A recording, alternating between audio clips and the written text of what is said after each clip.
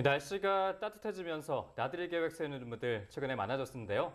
이 요즘처럼 일교차가 큰 날씨에는 식중독이 발생하기 쉬워서 각별한 주의가 요구됩니다. 네, 봄철 식중독의 원인부터 예방법까지 전문가와 함께 알아보도록 하겠습니다. 경희대학교 병원 가정의학과 원장원 교수 전화로 연결돼 있습니다. 교수님 안녕하십니까? 네, 안녕하세요. 네, 식중독은 주로 날씨가 더울 때 발생을 한다고 알려져 있는데 실제로는 요즘 같은 봄철에 더 많이 걸린다는데 그 이유가 무엇인가요? 예, 지금 이제 봄에서 여름으로 넘어가면서요. 이제 기온차가 심하지 않습니까? 아침에는 네. 춥고요. 낮에는 또 한여름 같고요. 그러다 보니까 이제 원래 겨울철에 유행하던 그 노로바이러스 같은 감염도 많고요. 네. 또 여름철에나 생기는 그 식중독, 살모넬라나 비브리오 같은 또 세균 감염도 많이 생겨서 이 봄철에도 상당히 식중독이 많이 발생하고 있고요.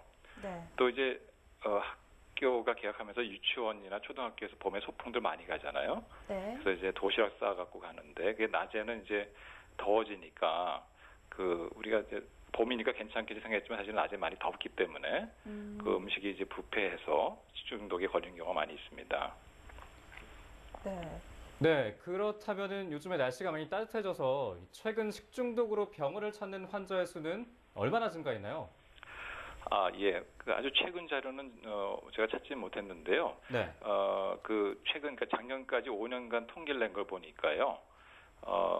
그러니까 1년 중에 그 4월부터 6월까지 봄 사이에 봄에 생기는 식중독 환자가 1년 전체 중에 38%를 차지하고 있습니다. 그러니까 네. 오히려 7월, 8월, 9월 여름보다도 네. 오히려 봄에 더 많이 식중독이 발생하는 것으로 이렇게 통계가 잡혀 있습니다. 네. 이 식중독은 보통 일종 세균에 의한 질환으로 볼 수 있는데 발생 원인으로는 구체적으로 어떤 것들이 있나요? 예, 세균에 의한 경우가 제일 많고요.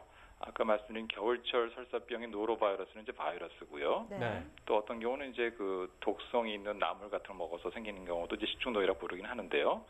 역시 이제 세균이 가장 흔합니다.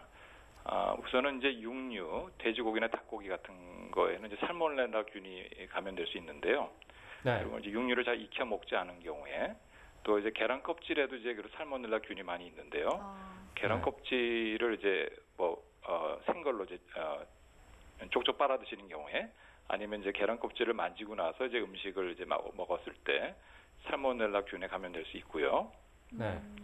또 아까 말씀드린 도시락 같은 거 이제 오래 더운데 보관하게 되면요 부패해서 그 부패하면은 이제 그 포도알구균이라는 그 세균의 독소가 잘 생깁니다. 그래서 그것 때문에 또 네. 생길 수도 있고요.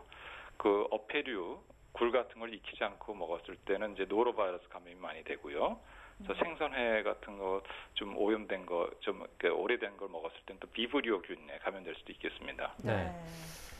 네, 이렇게 날씨가 따뜻해서 세균이 증식하는 노로바이러스 같은 세균이 증식한다는 말씀해 주셨는데 네. 이 식중독에 걸렸을 때는 어떤 증상이 나타나나요?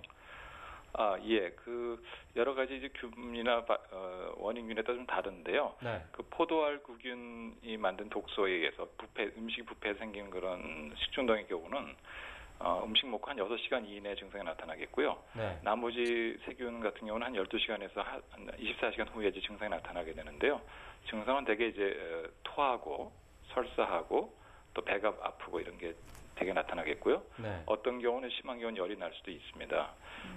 그 중에 하나 이제 포도알구균 감염 같은 경우는 그러니까 부패한 음식에서 이제 세균이 증식하면서 독소를 만들어내는데요. 그로 인해서 이제 그것을 먹었을 때 이제 식중독이 생기는데 이때는 열이 나지 않고요. 토하고 네. 설사하기만 하게 되는데 되게 이제 하루 정도 지나면 되게 이제 증상은 좋아집니다. 근데 이제 포도알구균에 의한 식중독은 독소 때문에 생기는 거기 때문에 이 독소는 그러니까 음식을 데워서 먹어도 파괴되지 않습니다. 그래서 네. 아무리 그 음식을 오래된 거는 끓여면 그러니까 데워 먹으면 안전하다 생각하는 것은 잘못된 생각이고요. 이런 포도알구균 식중독 때문에 생길 수 있는 그런 경우를 생각한다면 오래된 음식은 버리시는 게 더 안전하겠습니다. 네. 네. 무엇보다도 음식을 보관하거나 또 섭취를 할 때 주의를 기울여야 될 것 같은데요. 봄철 식중독을 예방하는 방법은 어떤 것들이 있나요? 예, 그 육류나 뭐 어패류 같은 거 이제 가급적 70도 혹은 80도 이상의 고온에서 좀 익혀 드시면 좋겠고요. 네. 특히 이제 나들이 도시락 음식이라면 더더욱 낮에 더울 때 부패되기 쉽기 때문에 충분히 익혀서 음식을 만드는 게 좋겠고요. 네. 이제 만약 도시락을 만들어 나가실 때 밥하고 반찬은 이제 가급적 별도 용기에 담는 게 좋습니다. 왜냐하면 밥이 뜨거우니까요. 반찬을 부패시킬 수 있고요. 김밥 같은 경우도 김밥을 싸실 때도 밥과 재료를 충분히 식힌 후에 네. 만들어야 이제 뜨거운 밥 때문에 그 음식 재료 안에 들어가는 고기 같은 것이 부패하는 것을 막을 수 있겠습니다. 그리고 고온에 좀 오래 노출된 도시락이나 김밥은 먹지 않는 게 좋겠고요. 네. 식품 조리한 것을 보관할 때는 이제 냉장 보관하시는 게 중요하겠습니다. 네, 잘 알겠습니다. 지금까지 경희대학교 병원 가정의학과 원장원 교수님이었습니다. 교수님 오늘 말씀 고맙습니다. 예, 감사합니다.